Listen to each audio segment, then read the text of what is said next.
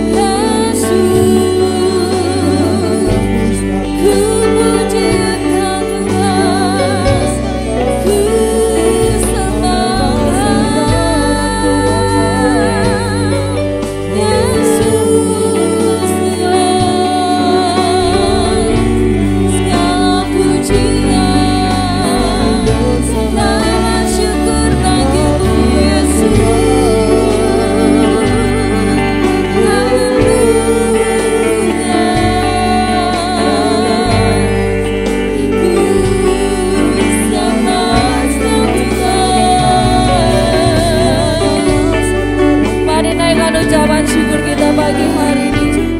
Apapun keadaan kita saat ini, naikkan ucapan syukur, naikkan sembahmu.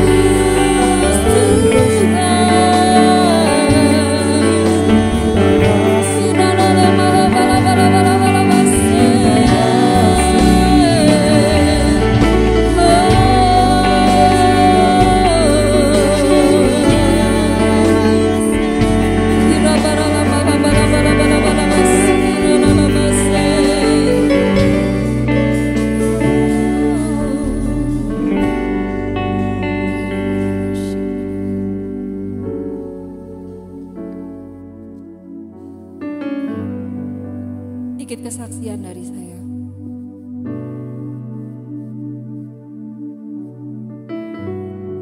Awal tahun 2020, dalam doa pribadi saya, Tuhan secara jelas mengatakan, aku akan membuat sesuatu yang baru.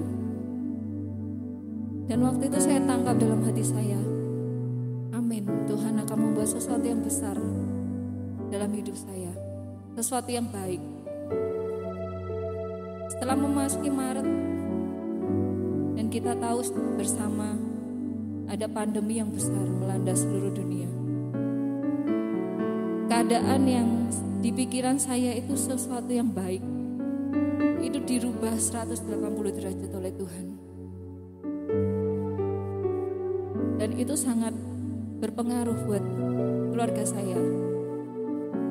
Sesuatu yang di awal tahun menjadi cita-cita, menjadi harapan, semuanya dibalik sama Tuhan. Tapi yang heran, sampai detik ini, kalau secara dunia rasanya nggak mungkin, saya masih bisa tetap berdiri dengan kuat. Tapi karena tangan kuat Tuhan yang luar biasa dalam hidup saya, banyak hal yang Tuhan kerjakan di luar dugaan saya, di luar nalar saya.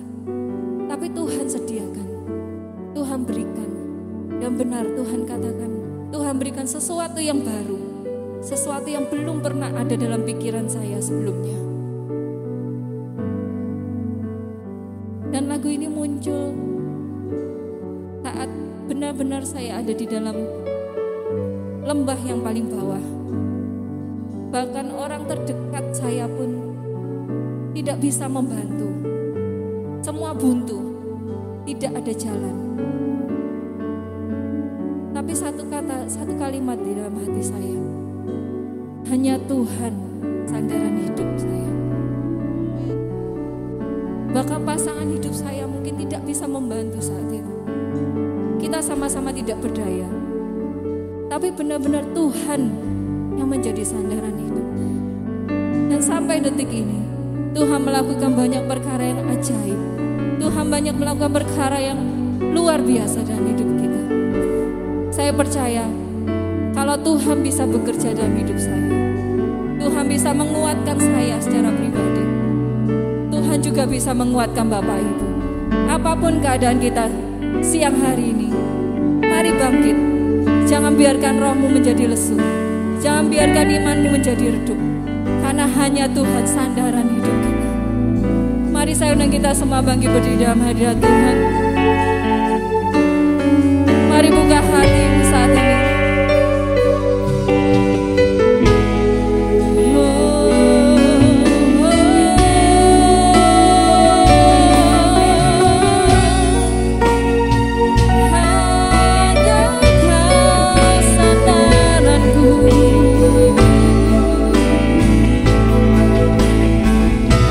Berseru Tuhan, berseru.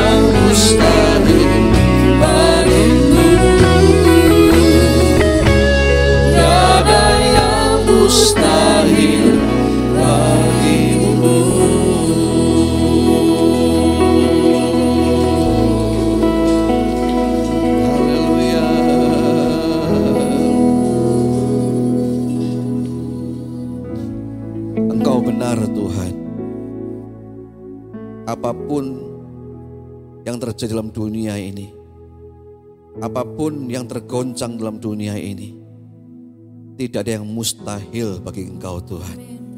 Biar itu iman pengharapan kami ketika hidup kami pun sedang digoncang. Pengharapan kami tidak akan runtuh ya Tuhan.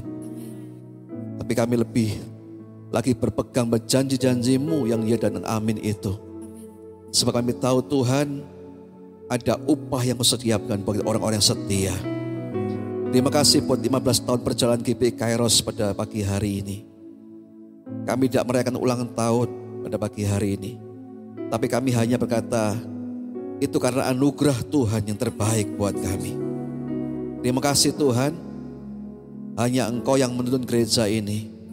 Dan biarlah Tuhan bawa kami di tahun tuntunan ilahi ini.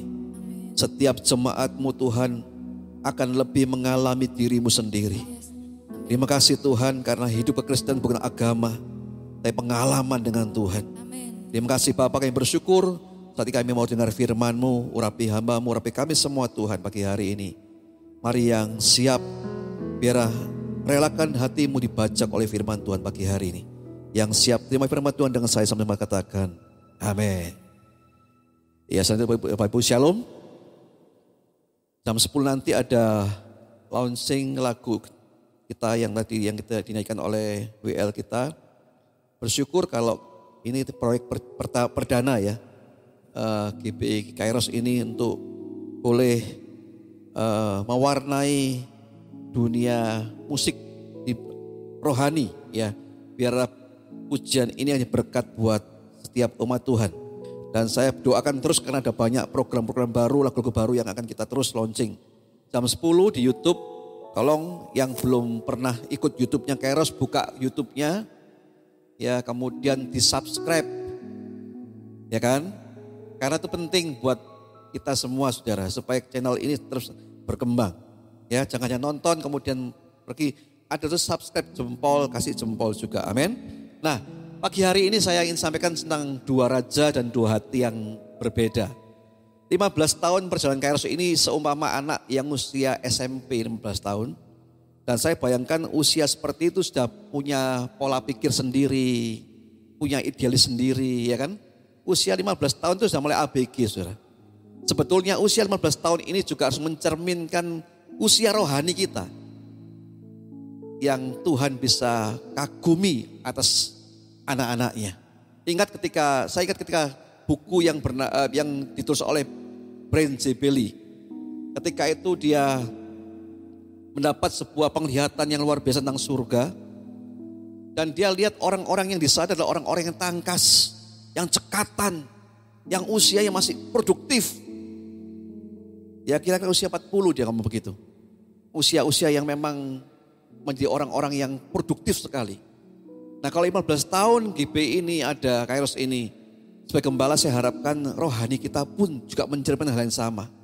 Mengejar ke arah yang namanya usia-usia emas di mana rohani kita maksimal dengan Tuhan, amin. Nah dua raja, dua hati yang berbeda ini saya akan sampaikan. Kalau orang Israel dalam kaitannya kita sedang berbicara tentang 31 raja yang kita kalahkan. Raja itu dipilih. Bahkan ketika Saul diangkat jadi raja, Daud diangkat jadi raja, itu Tuhan sendiri yang pilih. Bukan orang-orang Israel yang pilih, tapi Tuhan yang pilih. Hari-hari ini saya percaya dalam perjanjian baru ini, kita adalah orang-orang yang dipilih Tuhan. Amin. Dipanggil Tuhan, dipilih Tuhan. Tapi ketika menyampaikan tentang dua raja ini, ternyata dua raja ini punya dua hati yang berbeda loh. Nah kalau hatinya berbeda, hasilnya pun akan berbeda. Makanya saya ingin kita belajar, tolong di next ya, slide ya. Ya, saya bacakan dalam satu ayat firman Tuhan dalam Amsal 4 ayat yang ke-23. Jagalah hatimu dengan segala kewaspadaan, karena dari situlah terpancar kehidupan. Salomo berkata, jaga hatimu dengan segala waspadaan, karena di situ terpancar kehidupan. Nah, seringkali kita ini meremehkan tentang hati, meremehkan tentang suasana hati, meremehkan tentang hal-hal yang Tuhan sampaikan.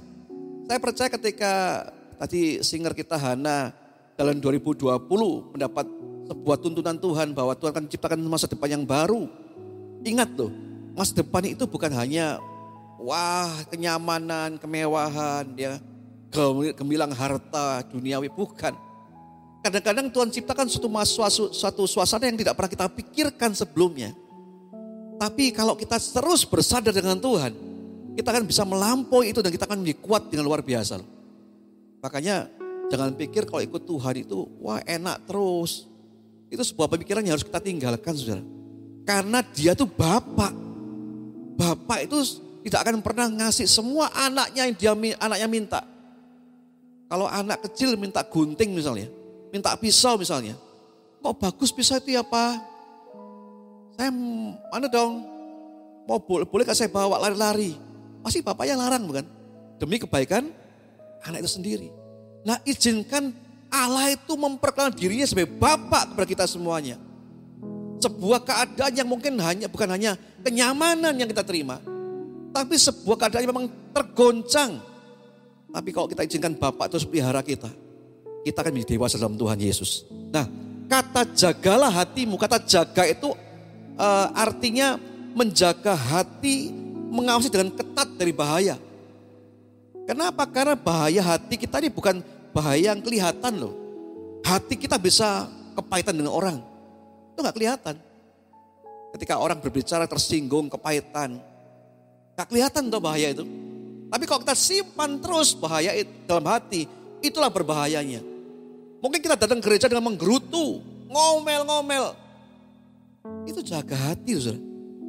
Mari kita pagi hari ini terima sukacita yang Tuhan berikan buat kita. 15 tahun GBKRS itu ada, amin. Nah, bila seseorang sudah keras hatinya, tidak menjaga hati dan keras, maka dia tidak mampu lagi merasakan kehadiran Tuhan dalam hidupnya. Ingat ya, waktu Saul itu dipilih Tuhan, Alkitab berkata dia kerasukan sebagai seorang nabi. Waktu itu roh Allah memerintah dalam hidupnya, dia berubah. Dia bisa bernubuat, bisa seperti seorang nabi. Namun ketika roh Tuhan itu cabut dari hidupnya, dia mesti merasakan bahwa Tuhan bersama dengan dia. Kenapa? Karena dia tidak menjaga hatinya, dia keras luar biasa. Nah, puji-puji yang kita naikkan sepanjang kita beribadah hari ini, mungkin kemarin, mungkin yang lalu. Apakah puji-pujian itu engkau merasa Tuhan hadir, Tuhan menjamah. Mulai firman Tuhan kita digarap oleh Tuhan hati kita. Dibajak sekali lagi oleh Tuhan. Itu orang yang menjaga hati. Amin.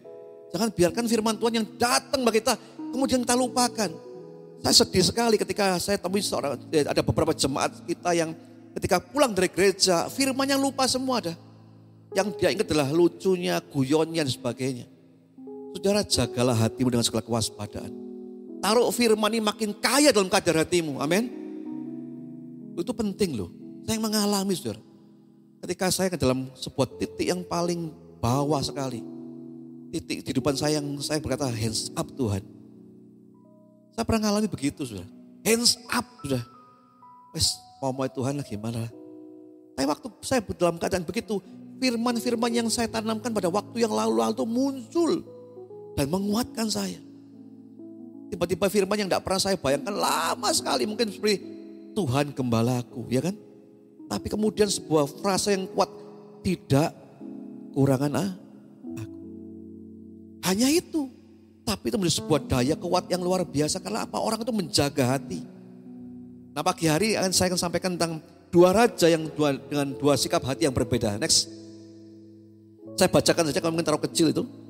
Tapi ini memang saya buat kemarin untuk di layar komputer yang memang tidak sama dengan layar LCD. Saya bacakan dalam 1 Tawarikh 13 ayat yang 2 sampai yang ketiga. Bapak Ibu bisa kalau memang punya HP atau Alkitab bawa Alkitab bisa baca. 1 Tawarikh pasal yang 13 ayat yang kedua sampai yang ketiga. Berkatalah Daud kepada seluruh jemaah Israel, jika kamu anggap baik dan jika diperkenankan Tuhan Allah kita, baiklah kita menyuruh orang kepada saudara-saudara kita yang masih tinggal di daerah-daerah orang Israel, dan di samping itu kepada para imam dan orang-orang Lewi yang ada di kota-kota yang dikelilingi tanah pengembalaan mereka, supaya mereka berkumpul kepada kita. Ayat 3, dan baiklah kita memindahkan tabut Allah kita ke tempat kita, sebab pada zaman Saul kita tidak mengindahkannya. Hari ini ada dua raja yang berbeda. Yang pertama namanya Saul, yang kedua namanya Daud. Hati yang berbeda itu outputnya juga berbeda. Kalau Anda terus membiarkan hatimu keras, hanya orang Kristen yang agamawi, kalau sempat ke gereja pun kayak angin berlalu begitu loh. Sama Tuhan tidak ngerasain, firman Tuhan juga tidak merubah hati kita. Kita tetap ada seperti kita yang dahulu. Kalau nyanyi, aku masih seperti yang dulu, gak dirubah Tuhan terus. Nah kalau itu terus terjadi dalam kehidupan kita, hati-hati. Engkau akan punya sebuah keadaan yang berbeda dengan orang-orang yang lain. Yang terus buka hati, yang terus menggarap, mengizinkan Tuhan menggarap tanah hatinya. Makanya firman Tuhan diumpamakan seperti benih yang ditabur di tanah. Ada 4 golongan tanah. Tanah yang ketika benih ditabur di pinggir jalan. Itu kalau kita eksegese, kita selidiki Alkitabnya. Benih itu ditabur di tengah jalan, jatuh, kemudian burung-burung memakannya. Padahal kalau kita lihat itu, kata kerja dipakai situ.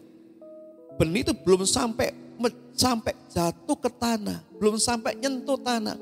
Burung sudah ambil semuanya itu. Itu artinya firman yang tidak menjadi apa-apa dalam kehidupan orang percaya. Kenapa? Disampaikan firman Tuhan. Kalau bahasa Jermannya bablas angine.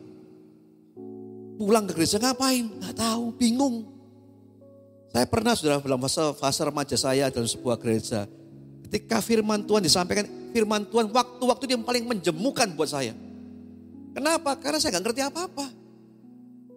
Firman Tuhan disampaikan, saya gak ngerti apa. Ngerti? Gak. Belum lagi kalau hamba Tuhannya kalau ngomong itu sampai 2 jam. Bulet gitu ya. Pendahuluannya mungkin 1 jam sendiri. Waduh repot itu. Itu waktu-waktu yang paling menjemukan bagi saya. Pantat saya panas sekali. Kenapa? Kok gak selesai ya nih. Tapi orang yang menikmati firman, mengecap firman. Seperti Maria yang merenungkan dalam hatinya. Dia akan kaya dengan firman dan menikmati itu. Benih yang kedua jatuh di tanah yang berbatu-batu. Karena tanahnya tipis ketika ada matahari, sinar matahari, kemudian layulah benih itu. Ada yang kemudian benih yang jatuh ke tengah-tengah rumput yang berduri. Ya kan?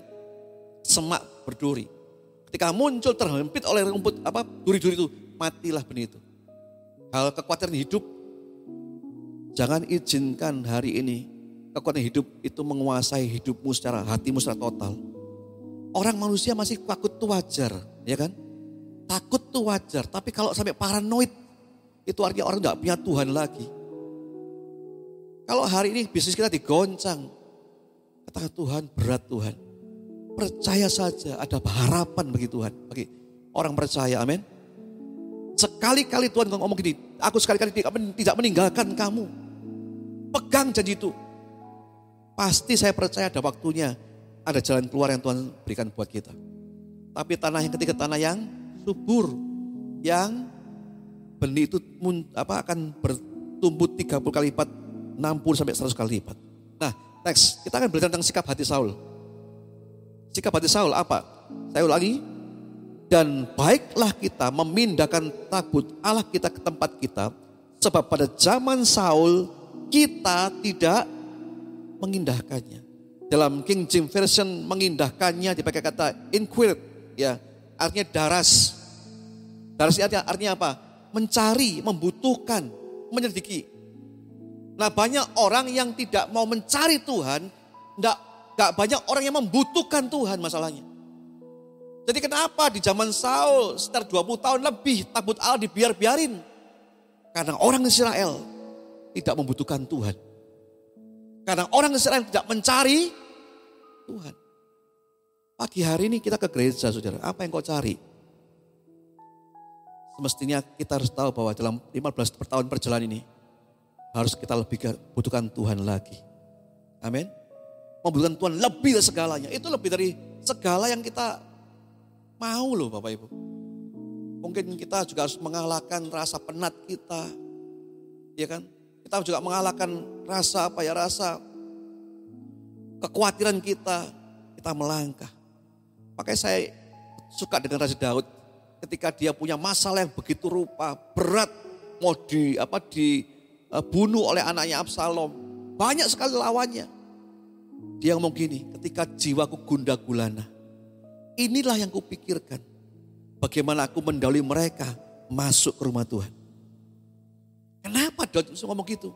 Karena di rumah Tuhan ada ketenangan. Di rumah Tuhan ada sandaran yang pasti. Amin. Nah kalau orang tidak pernah mengalami begini saudara. Tidak pernah mengalami kejadian-kejadian yang pribadi dengan Tuhan. Mungkin firman Tuhan disampaikan ini hanya sekedar cerita. Sekedar isapan jempol saja. Tapi kalau orang itu memang mau ditaruh di tangan Tuhan, jatuh di tangan Tuhan hidupnya. Diremukan oleh Tuhan, dibuka lagi oleh Tuhan, dibentuk oleh Tuhan. Maka orang itu akan makin indah di depan Tuhan. Nah ini kata tidak mengindahkan itu artinya tidak mencari. Tidak membutuhkan lagi. Mungkin hari ini saya ngomong Tuhan, saya butuh Tuhan loh kalau saya perlu. Tapi kalau saya nggak perlu ya saya enggak. Coba next. Saya akan sampaikan tentang sejarah perjalanannya tabut Allah ini. Sebelum Daud menempatkan di Yerusalem. Yang pertama, tabut itu ketika keluar dari Mesir, dari padang gurun, ketika di dalam gurun mereka harus buat itu. Kemudian sampai masuk ke tanah perjanjian, tabut ini taruh di Gilgal. Kemudian pindah lagi ke Betel. Pindah lagi dari Betel ke Silo. Di Silo ini dirampas oleh orang Filistin. Ketika orang Israel kalah perang di Ebenezer. Kemudian karena mereka rampas tabut itu. 7 bulan lamanya penduduk Filistin itu dikenai tulah oleh Tuhan. Karena apa? Tabut Tuhan di tanah Filistin. Mereka takut, mereka kembalikan ke namanya Kiryat Yearim. Di sanalah tabut Tuhan itu tinggal 20 tahun lamanya. Tidak diindahkan oleh orang Israel. Kenapa? Saya menangkap begini loh. Karena kebanyakan orang Israel kecewa. Kau ada tahu peristiwa bagaimana di Ebenezer ini tabut Allah dirampas oleh orang Israel. Saya percaya bahwa mereka itu kecewa dengan Tuhan. Bukankah ketika mereka angkat tabut perjanjian itu, tabut Allah itu, sejarah mencatat bahwa dimanapun mereka perang, mereka menang. Tapi ketika di Ebenezer ini mereka kalah. Bahkan tabutnya dirampas, dimasukkan dalam sebuah kuilnya orang Filistin. Nah ketika orang Filistin 7 bulan mengalami hal-hal yang tidak enak dengan Tuhan, tulah yang sakit semuanya orang Israel, Filistin, mereka takut kembalikan ke namanya Kiryat Yearim. Di sana mereka tidak mengabaikan, mengindahkan tabut itu. Kenapa? Karena mereka kecewa. Peperangan ini di zaman ketika Imam Eli itu ada. Mereka tidak tanya Tuhan, mereka ketika mereka kalah perang, mereka kembali. Para tua-tua ngomong gini, kenapa kau dengan tunduk lesu? Kami kalah perang. Kemudian tua-tua ngomong gini, bawalah tabut perjanjian itu di tengah-tengah peperangan itu. Sangkanya dengan bawa tabut perjanjian itu mereka akan menang. Saudara, tapi nyatanya mereka kalah. Hari-hari seperti ini, dalam pandemi ini banyak orang kecewa dengan Tuhan. Sangkanya dengan percaya Yesus, percaya Tuhan, saya pasti menang. Padahal belum waktunya menang. Tuhan masih proses. Tuhan masih ngomong, tunggu anakku. Sampai aku jadikan engkau indah di hadapanku. Ya kan? Tapi banyak orang kecewa, kenapa? Kok begini Tuhan masalahnya? Bukankah Tuhan kasih masa depan yang baru? Tapi kok tambah amburadul begini? Percaya Tuhan, percayalah saya Bapak Ibu begini. Kehadiran Tuhan itu selalu penting buat kita. Amin.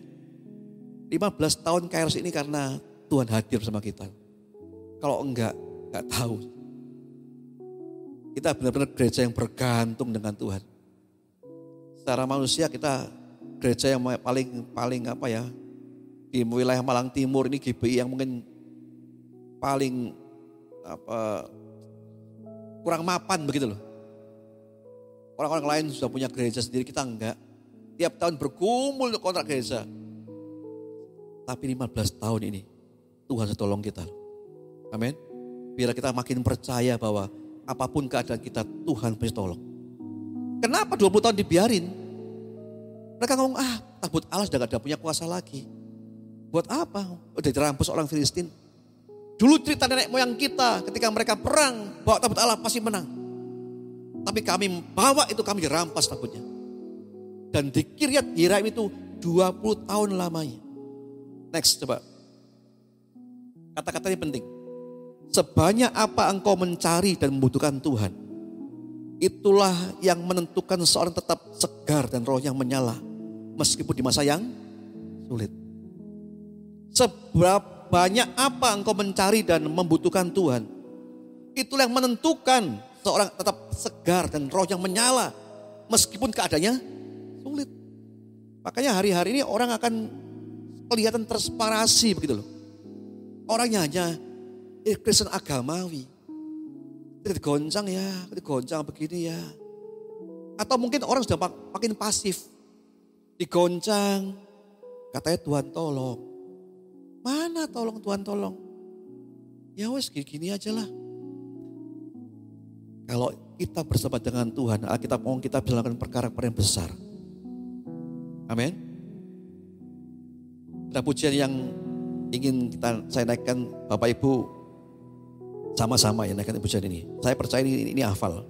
Tak akan pernah ku sesali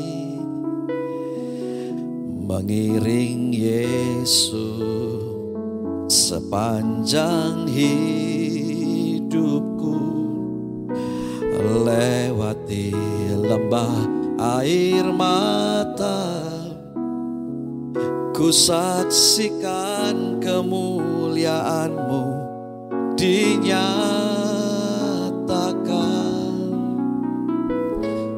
Berapapun harga yang harus ku bayar, ku kan tetap setia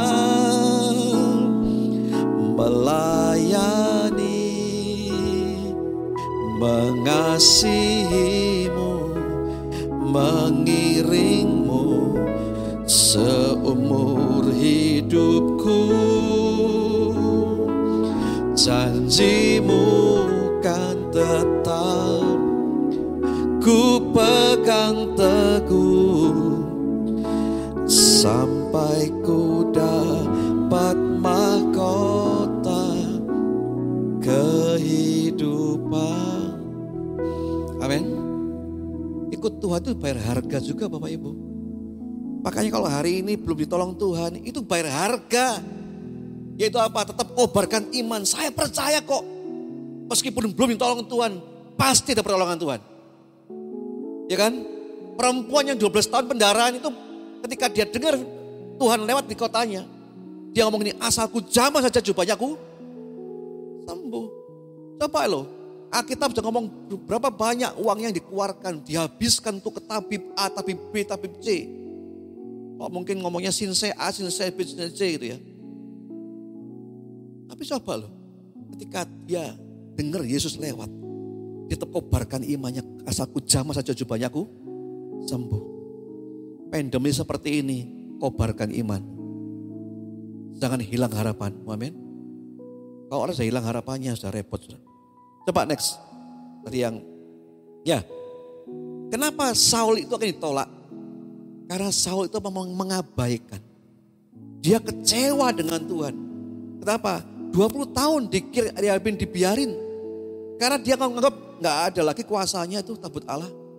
Kehadiran Allah gak ada kuasanya. Dibiarin. Jangan sampai kita ini kecewa dengan Tuhan. Sampai nolak Tuhan lagi. Amin. Katakan apapun keadaanku, Tuhan baik bagi saya. Amin. Karena memang bukan di dunia ini. Gini loh, di dunia ini Tuhan kasih kita bonus. Cari dulu kerajaan Allah dan kebenarannya, semua ditambahkan. Itu bonus. Tapi sedangkan Tuhan siapkan sebuah tanah air yang baru buat kita. Tanah air surgawi buat kita semuanya. Di sana gak ada lagi tatap tangis. nggak ada duka cita, amin. Kenapa? Karena cara hidup kita diubahkan Tuhan dan bersama dengan Tuhan selama-lamanya. Nah, yang kedua, sikap hatinya Daud. Saya akan bacakan kembali, saya ulangi tadi, 1 Tawar 13 ayat yang ke-3-4. Dan baiklah kita memindahkan tabut Allah kita di tempat kita, sebab pada zaman Saul kita tidak mengindahkannya. Maka seluruh jemaah itu berkata bahwa mereka akan berbuat demikian, sebab usul itu dianggap baik oleh segenap bangsa itu. Ada niat baik loh Daud untuk mencari Tuhan. Beda dengan Saul. Saul gak ingin mengindahkan, tapi ketika Daud dilantik, dia pertama kali jadi raja, yang dia pikirkan bukan bagaimana posisinya, politiknya, enggak. Yang dia pikir adalah bagaimana memindahkan tabut itu kembali ke kotanya. Di tempat yang tepat. Saudara, makanya ketika orang diberikan jabatan, benar kata Ahok loh, ketika orang terima jabatan, kita lihat orang itu siapa. Nah, ketika Daud diangkat di raja, dia gak habisin lawan politiknya seperti Saul. Saul ketika diangkat di raja kan dihabisin semua tuh lawan politiknya. Tapi Daud ketika dia jadi raja, yang hal pertama yang dipikirkan adalah bagaimana kembali mengembalikan tabut Tuhan, keberadaan di tengah-tengah bangsa Israel. Kenapa? Karena niatnya baik. Dia tahu bahwa hidupnya tanpa Tuhan tidak bisa, nothing. Mari kita punya sikap hati seperti Daud. Tanpa Tuhan kita nothing. Amin. Oh iyalah. Saya kemarin saksikan di DMB di Tumpang. Saya ambil ceritanya ini ya, keluarganya Yohanes. Saat pandemi terjadi, kalang kabut begitu kan. Perusahaannya yang memang saya katakan bahwa memang itu kelasnya nasional, bukan mungkin sudah internasional ya. Perusahaan yang dia kerjakan mungkin juga Verdi ya. Perusahaannya sudah terkenal. Nasional itu di mana-mana dia memang nomor 1. Tapi siapa sangka masuk digilir seminggu 2 kali. Gaji dipotong gitu. Kalau enggak, istilahnya enggak mau ya keluar gitu kan. Harus tergoncang. Tapi saya lihat pemeliharaan Tuhan itu sempurna. Di awal pandemi orang keluarga ini bikin es krim ya. Es krim. Ya bagi saya dari mana cara belajar? Saya tanya, dari mana cara belajarnya? Oh tuh Pak Yohanesnya coba-coba sendiri. Bikin es krim, apa namanya? Jos. Ya Jos ya. Jos es krim. Ya kita doain aja. Coba ketika di masa-masa sulit seperti itu es krimnya laris loh. Laris loh. Nah ketika sekarang mulai kembali, mulai bisa menapak, ya bukan gak laris, tapi mulai Tuhan juga imbangin begitu. Itu karya Tuhan yang luar biasa loh kita tahu.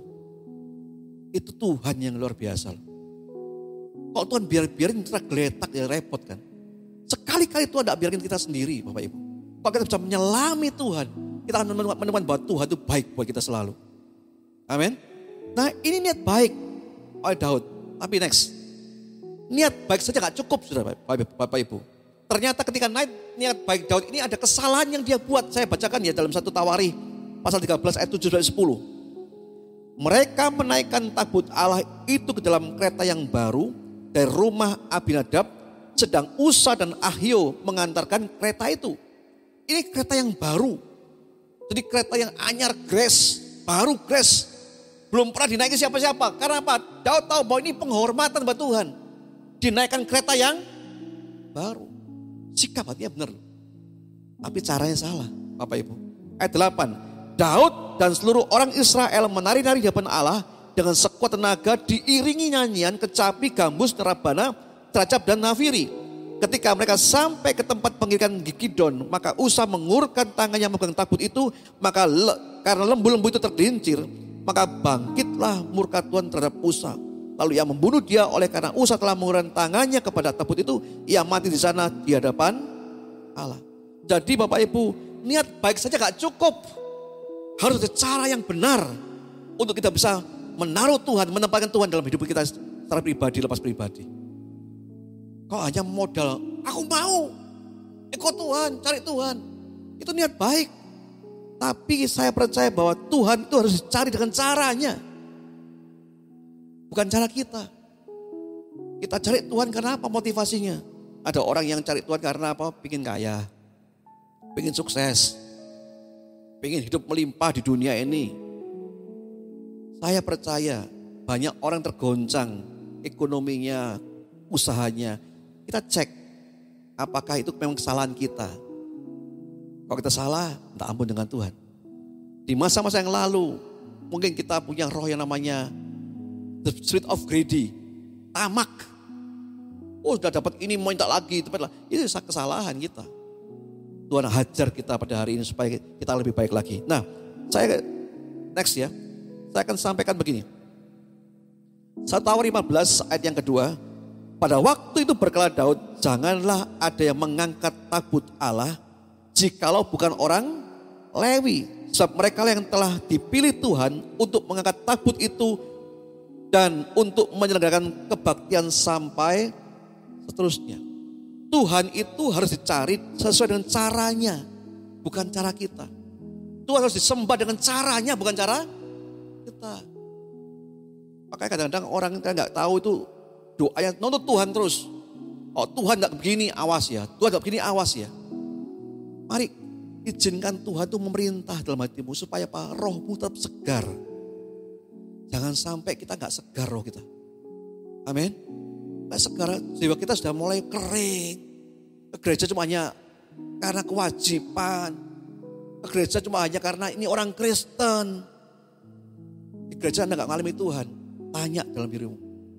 Saya percaya Tuhan selalu hadir bagi orang yang mencari Tuhan. Amin. Nah, apa caranya? Yang pertama, next. Kalau Anda mau mengalami Tuhan, diperbarui dalam roh dan jiwamu dengan kesegaran yang luar biasa. Carilah Tuhan dengan penuh apa? Kesetiaan. Coba kita lihat ayatnya. Mazmur 145 ayat yang 18. Tuhan dekat pada setiap orang yang berseru kepadanya, pada setiap orang yang berseru kepadanya dalam kesetiaan. Kesetiaan itu apa sih Bapak Ibu? Kalau hari ini engkau doa belum dijawab Tuhan, jangan berhenti doamu, setia. Amin. Ada firman Tuhan dalam perjanjian baru yang berkata begini. Ayo kita setia. Jangan sampai kita ini kemudian gak setia lagi. Kita setia loh. Kita mau setia dengan Tuhan, amin. Kita gak setia repot tuh. Tuhan tetap setia, kita gak setia memang. Tapi mari kita bangun kesetiaan dengan Tuhan. Jangan jemu-jemu. Jangan sama engkau jemu-jemu berdoa. Itu kesetiaan. Ibarat kita tekan belnya surga. Ting tong, ting tong, ting tong kan bel. Tuhan, Tuhan mau datang, mau buka pintu. Kita udah pergi. Tuhan gak dengar, pergi. Tetap berdoalah kalau hari ini belum dijawab Tuhan. Karena saya percaya orang yang setia, itu orang yang bisa berjumpa dengan Tuhan. Setia dalam doa, setia dalam firman, baca firman Tuhan. Setia dalam ibadah, amin. Setia dalam kalau ada acara-acara lain selain minggu. Saya pastikan begini, saya mohon maaf ya Bapak Ibu. Gak cukup seminggu sekali, cuma 2 jam Anda. Belum 2 jam ini, pandemi 1,5 jam lagi. Rasanya sudah, Tuhan sudah ngapalan dengan saya. Saya sudah keapalan dengan Tuhan, enggak loh. Ayo saya ajak, kalau engkau masih sehat, masih bisa datang. Gereja ini cuma dalam pandemi cuma 2 ibadah. Yang pertama hari Rabu, ada intimate worship and pray. Saya bisa saksikan ketika orang-orang cari Tuhan, tempat ini digelapin nih ruangannya. Anda satu kanan kiri nggak tahu siapa itu. Tapi banyak orang-orang yang terima rema loh, dikuatkan Tuhan. Kayak Bu Gersin ini. Waktu itu memang dari Malang, saya tanya, dulu gereja yang lama ngajar gini, enggak, belum. Di tempat ini mulai belajar. Tapi saya bersyukur ketika beberapa waktu sudah mulai berjalan IWP, beliau bersaksi, saya terima rema Tuhan Pak. Dan tanyakan beliau, rema itu menguatkan enggak? Menguatkan Bu ya? Menguatkan. Nah kalau orang enggak terima pesan Tuhan, suara Tuhan, bagaimana dia bisa kuat Bapak Ibu? Tapi Tuhan harus dicari dengan kesetiaan. Amin. Kalau Anda masih bisa berjalan, bisa naik motor, hari ini ada Gojek, Grab yang paling murah Maxim, saya beritahu dah. kalau terus hitung-hitungan dengan Tuhan, Eman, Maksim, gereja ke rumah saya 10.000. Saudara, lebih sayang mana Anda dengan 10.000 dengan kekekalan yang Tuhan berikan nanti, upah yang Tuhan berikan buat nanti. Makanya Ibrani ngomong gini, Musa itu lebih suka menderita dengan umat Israel daripada menikmati kesenangan saat duniawi. Kenapa Musa demikian? Karena dia pandang upah. Saya ngomong gini, kalau Anda hari ini konsen dengan keselamatan pribadi ya, pandang upah, pasti engkau akan digerakkan Roh Kudus untuk datang. Kalau orang gak pandang upah, repot. Coba saya tayangkan sebuah film ya, tolong dibuka mute-nya. Film ini tahun 2020, seorang anak dari dua negara yang berbeda. Saya bukan takut-takut ya Bapak Ibu, coba ini kenyataan 2020, anak kecil yang mendapat pernyataan Tuhan sehingga dia itu bisa saksi seperti ini. Coba ditayangkan sebentar, ini cuma 5 menit. Ya dibuka soalnya.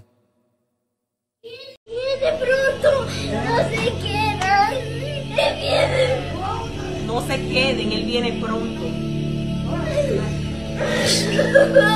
Anak ini memang penglihatan dan banyak orang yang tertinggal pada hari pengangkatan. Dia datang katanya. Mami, él viene.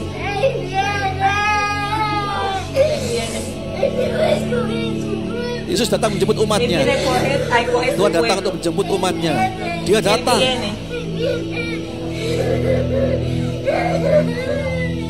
Anak ini bersedih karena di dalam penglihatan itu yang melihat banyak yang gak siap. Tuhan mengizinkan anak ini merasakan kesedihan yang sangat berat karena banyak yang tertinggal.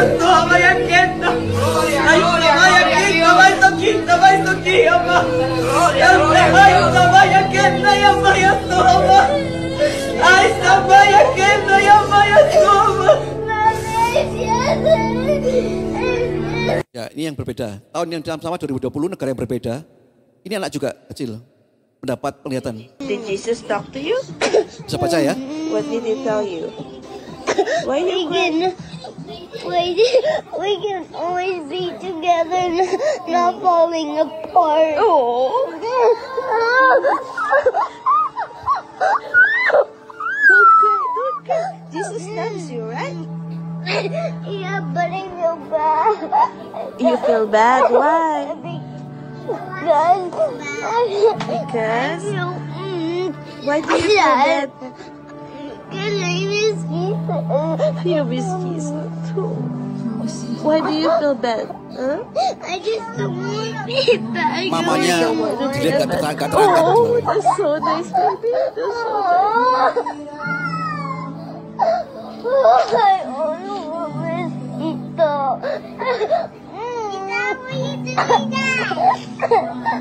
I just want to watch this. This is so precious, baby. Don't cry. Jesus loves you. Jangan menangis. Yesus mengasihi kamu, Jesus sayang. loves you, baby. I just feel bad Dia not to. sedih. I know Jesus. Just not to be. Jesus not love me. He just love me because. You want Jesus love you? He loves you. I just love it. You love him? Yeah. Because. Oh my gosh. Did he talk to you? Did you talk to him? Yeah, he said we will always be together Oh. again. Oh. Did you see? Oh, this is stop crying now. Stop crying. Oh my. I saw him. Jesus saying that. And he can bring me to his house. Jesus said that? Jesus said that? Wow. What else did he tell you? He also told me I need to wait in my house because I heard my mommy calling me. She was Ya, trying mamanya to panggil dia, find cari dia me. karena mamanya gak terangkat. In your dream? Dalam penglihatan dia. Yeah. What else? Did Jesus said you need to be with me? Huh? Yeah, but he also said I heard something like my mommy. Was calling you? Yeah, and then she tried to look for me, and then she saw me up in the sky, going. Jesus bringing me down there. Why are you crying? Are you sad or are you happy? So I feel bad of Jesus. Why? Because I was being bad to my sister and being bad and mean. You're not. You're a good girl. You know that. When did you see him? When did you dream about it? I saw something in the sky and then he come down. Oh, really, baby? When is that? When you It prayed? was in my dream. When did you dream? When I was sleeping.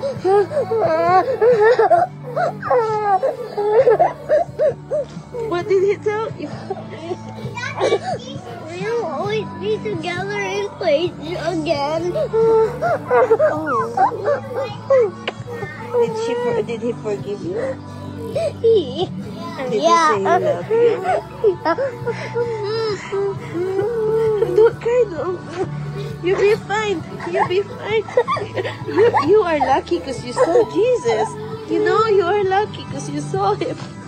You are one of the luckiest person, baby. Don't cry anymore. You're not being a bad girl. Ya, saudara, itu yang dua anak dalam dua negara yang berbeda mendapat mimpi. Kitab Yoel berkata bahwa anak-anak akan mendapat mimpi-mimpi, penglihatan orang tua gitu kan. Taruna-taruna seperti itu. Masuk surga itu tidak murah, saudara. Kalau hanya karena engkau capek, mengalahkan kecapean, malas. Anak ini nangis kenapa? Karena mamanya nggak terangkat. Dia lihat dalam mimpinya. Dalam sebuah keluarga, ke orang yang terdekat bisa nggak terangkat, ada yang nggak terangkat. Mari pagi hari cari Tuhan yang setia, amin. Saya ajak, saya ketuk hatimu lagi. Cari Tuhan. Bukan saya yang penting, bukan saya yang untung. Bapak Ibu untung ya Tuhan. Tuhan ngeliat kesetiaanmu. Daripada engkau lihat TV di rumah. Dekat dengan Tuhan, sandar yang pasti itu Tuhan kita Yesus Kristus. Yang kedua yang terakhir Bapak Ibu. Bagaimana kita bisa cari Tuhan dengan cara Tuhan? Yang kedua. Next. Nah, harus ada penyembahan yang mahal dan bernilai di hadapan Tuhan. Coba next. Kenapa Daud itu pakai pedati yang baru, kereta yang baru? Jarak antara rumah Obed-Edom di mana tabut ditaruh ke Yerusalem itu setara dengan 12 mil atau 18 kilo. Daud pikir praktisnya naik apa? Kereta, cepet kan? Tapi Daud lupa ada cara Tuhan. Tabut itu sudah diangkut oleh para imam. Dan ketika mereka jalan 6 langkah, berhenti korbankan lembu. 6 langkah berhenti korbankan lembu.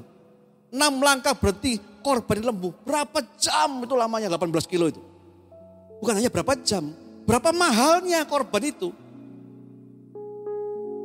Sebuah penelitian Alkitab ngomong kira-kira 6.000 lembu yang dibunuh untuk membawa tabut Tuhan dari Obed-Edom rumah ke mana? Yerusalem. 6.000. Saudara, ikut Tuhan itu harganya penyembahan itu mahal. Amin. Harus ada penyembahan yang mahal dan bernilai. Sehingga Tuhan hadir dalam hidupmu. Nah, kalau Anda hanya penyembahan di gereja cuma hanya sekedar lalu. Hidupmu bukan penyembahan bagi Tuhan. Menjadi Kristen kalau ke gereja. Di luar bukan Kristen pendekar gitu. Gak bisa loh. Hidup di penyembahan. Yang terbaik, yang mahal di depan Tuhan. Amin. 6.000 lembu loh dikorbankan.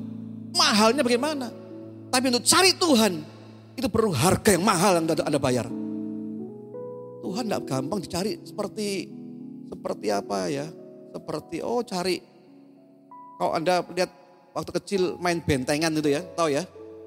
1, 2, sudah teman-teman cari.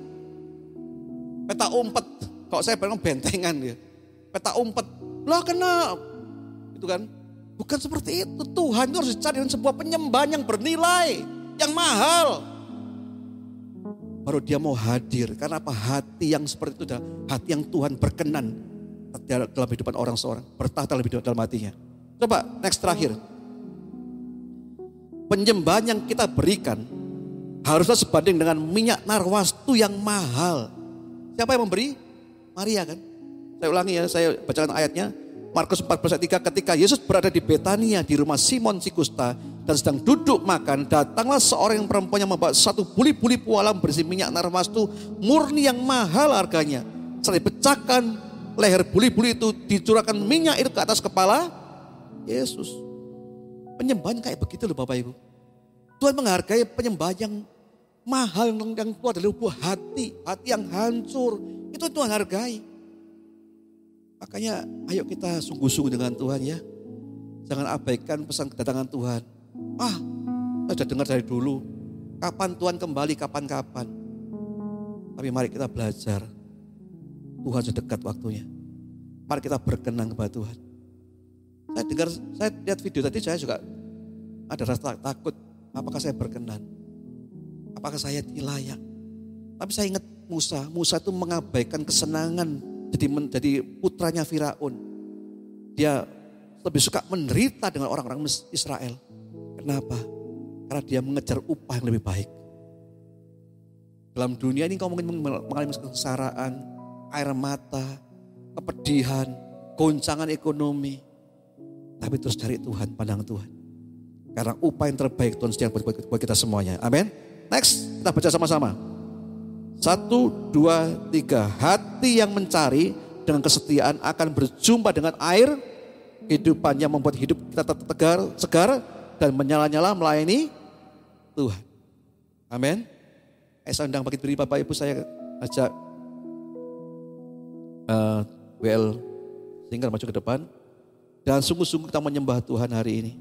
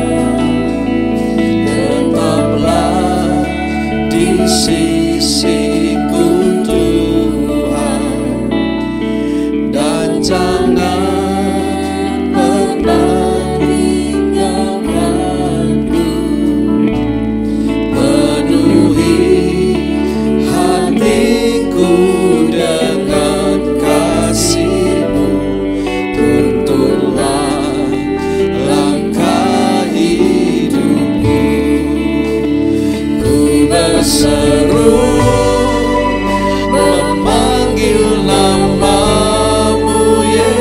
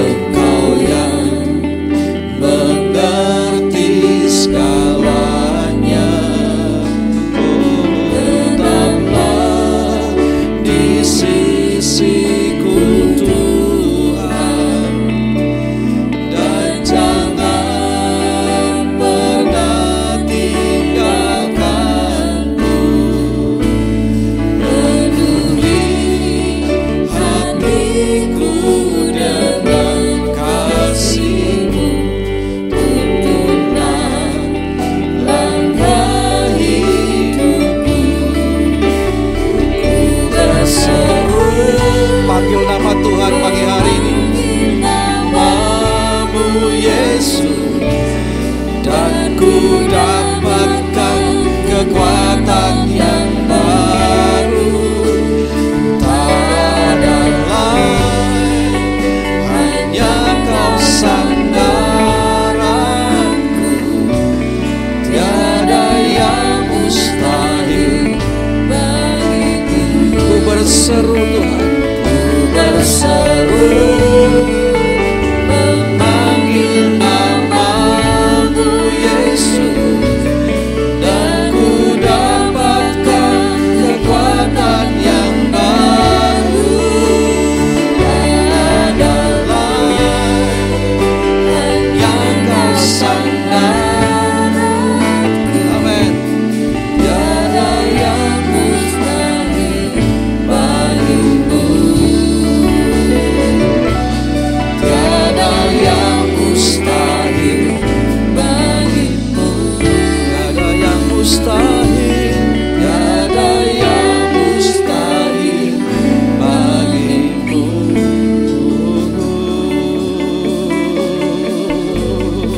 Mari sembah Tuhan. Oh, kami perlu Kau Tuhan, kami perlu Kau Tuhan. Segenap hidup kami perlu Kau Tuhan. Terima kasih Tuhan.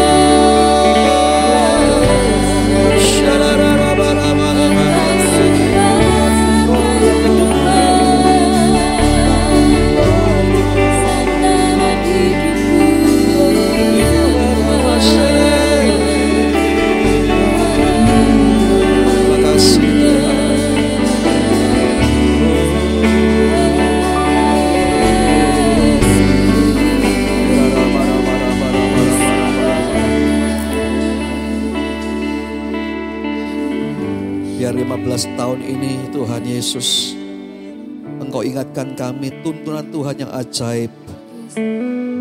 Buat gereja-gereja, itu pribadi kami yang hari ini hadir Tuhan. Kami gereja yang sebenarnya, batu-batu hidup yang sebenarnya. Ajar kami melihat di dalam kondisi seperti apapun, Engkau Allah ada, dan Engkau Allah yang kami butuhkan di sandaran kami Tuhan. Biar niat hati kami seperti Daud yang mencari Engkau, yang Tuhan sungguh-sungguh Tuhan mempercayai Tuhan dalam segala kehidupannya, sehingga kami percaya Tuhan Daud berkenan kepada Tuhan. Biar hati kami Tuhan, condongkan hati kami seperti Daud yang hari itu mencari Tuhan, membutuhkan Tuhan lebih dari yang lain, sebab Engkau air hidup yang menyegarkan roh kami Tuhan. Terima kasih Bapa, hamba berhenti berbicara, tapi biarlah Tuhan pada pagi hari ini firman Tuhan bergema terus dalam hidup kami semua Tuhan. Terima kasih Bapa, untuk usia 15 tahun ini kami mau makin dewasa dalam Tuhan Yesus. Kami mau makin setia diri Engkau Tuhan. Dan kami percaya kabar kedatangan-Mu yang Kau sampaikan hari ini, biar itu membuat kami takut gentar.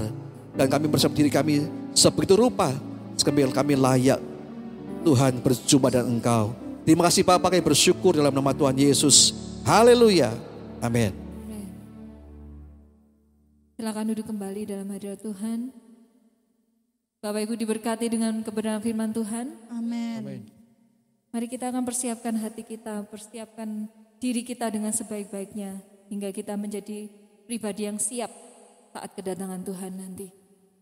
Untuk Bapak Ibu yang rindu menabur untuk pekerjaan Tuhan, nanti bisa dilakukan saat pulang dengan menjaga jarak. Untuk persembahan di kotak warna coklat, dan untuk perpuluhan, serta bila ada yang tergerak untuk menabur buat kontrak gereja bisa di kotak warna krem. Mari saya undang kita sekali lagi bangkit berdiri, kita akan naikkan doa syafaat kita.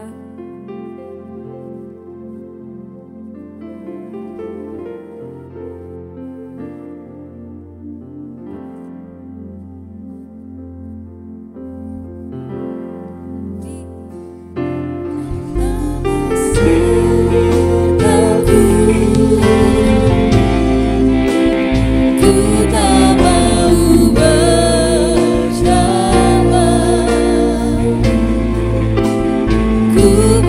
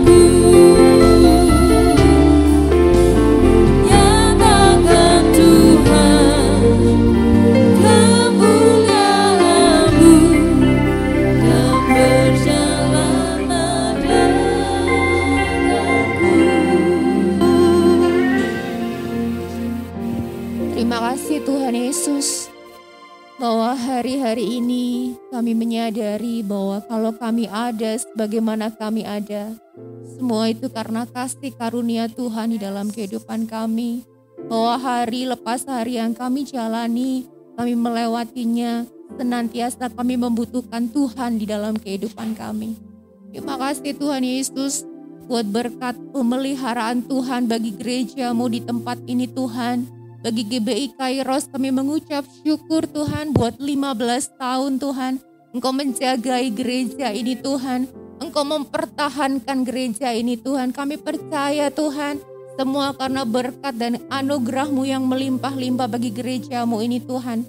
Kami berdoa Tuhan pagi hari ini, kuatkan setiap jemaat-Mu Tuhan, semakin teguh di dalam iman kepada Tuhan, semakin mengenal firman Tuhan yang benar Tuhan, semakin bertumbuh dalam pengenalan akan Tuhan, semakin hidup dalam iman dan kemenangan di dalam Engkau Tuhan.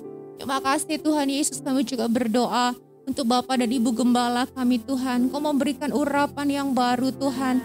Tuhan yang menolong dengan hikmat dan kasih dari Tuhan. Boleh menggembalakan setiap jemaat-Mu di tempat ini Tuhan. Terima kasih Tuhan Yesus, kami percaya Tuhan. Oh, setiap apapun yang kami perlukan Tuhan menyediakan bagi kami Tuhan. Terima kasih Tuhan Yesus, kami juga berdoa. Memberkati kota kami Tuhan, kota Malang sekitarnya Tuhan. Tuhan tolong, Tuhan berikan keamanan, kesejahteraan Tuhan. Perlindungan yang sempurna bagi kota kami Tuhan. Kami berdoa buat Malang Kabupaten Tuhan yang sedang memulihkan diri dari pasca gempa minggu lalu Tuhan. Kami berdoa di dalam nama Tuhan Yesus. Kiranya Tuhan pulihkan segala sesuatu Tuhan yang rusak. Tuhan sanggup pulihkan kembali Tuhan dengan sempurna. Berikan kekuatan iman Tuhan bagi saudara-saudara kami juga yang terdampak Tuhan di Malang Kabupaten. Terima kasih Tuhan Yesus, kami juga berdoa untuk bangsa dan negara kami Indonesia Tuhan. Kiranya Tuhan Kau turun atas bangsa kami, Engkau hadir di tengah-tengah bangsa kami. Engkau memulihkan segala sesuatu di bangsa ini Tuhan. Terima kasih Tuhan, ada pertobatan di bangsa ini Tuhan. Ada sukacita, kesejahteraan di bangsa ini Tuhan. Ada kesembuhan di bangsa ini Tuhan. Terima kasih Tuhan Yesus, kami menyerahkan setiap doa kami ke dalam tangan Tuhan. Tuhan, kami tahu Engkau pegang kendali segala sesuatu di dalam kehidupan kami. Engkau berkati gereja kami, Engkau berkati kota kami, bahkan Engkau berkati bangsa dan negara kami. Terima kasih Tuhan Yesus, kami siap menerima berkat-Mu Tuhan. Mari Bapak Ibu, kita mau angkat tangan bersama-sama. Mari kita arahkan pandangan kita pada Tuhan kita Yesus Kristus. Pulanglah dan terimalah berkat rahmat Tuhan yang melimpah-limpah. Pagi hari ini Tuhan menyerahkan wajahnya pada Engkau, berikan Engkau kasih karunia. Tuhan menyerahkan wajahnya pada Engkau dan berikan Engkau damai sejahtera yang berlimpah-limpah. Sekarang turun berkat dari Allah Bapa atas kehidupan keluargamu, atas suami, istri, anak-anakmu, kedua orang tuamu, kedua mertuamu. Diberkatilah kesehatanmu semuanya. Diberkatilah pekerjaanmu. Diberi keluar masukmu oleh Tuhan. Dan apapun yang engkau jumpai dengan tanganmu dibuatnya berhasil dan beruntung. Dan sekarang terimalah juga kasih dan damai Tuhan kita Yesus Kristus yang menunjukkan akal pikiranmu. Di masa pandemi ini kau punya pengharapan, sukacita yang berlimpah-limpah, punya kekuatan dan untuk menang. Dan juga hari ini terima juga tuntunan pimpinan Roh Kudus yang menyertai saudara semuanya. Mulai pagi hari ini sampai Maranatha, Tuhan dan kali kedua. Mari yang percaya sampai katakan amin.